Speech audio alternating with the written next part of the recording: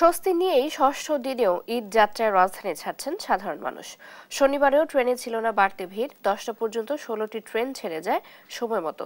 কয়েক দফা ticket checking প্রশাসনের কড়াকড়ির কারণে নেই ট্রেনের ছাদে ওঠার চিরচেনা দৃশ্য।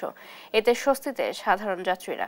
অনলাইনে টিকিট কাটা, সময় মতো ট্রেন প্ল্যাটফর্মে আসায় স্টেশনেও নেই বাড়তি যাত্রীর চাপ। রেল প্রশাসন বলছে যাত্রী ভোগান্তি কমাতে সর্বোচ্চ তৎপর তারা।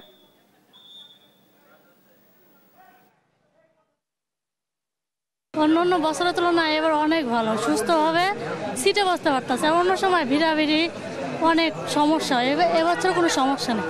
টিকিট প্রথমে শুরুতে একটু ঝামেলা হয়েছে, বারবার বের করে দিতেছিল, পরবর্তীতে পেয়েছি, খুব ভালো লাগছে আর কি। কোনো অসুবিধা নাই, আগের তুলনায় দেখতেছি এবারে ট্রেন খুব মানে সময় মতন ছাড়তেছে আর কি।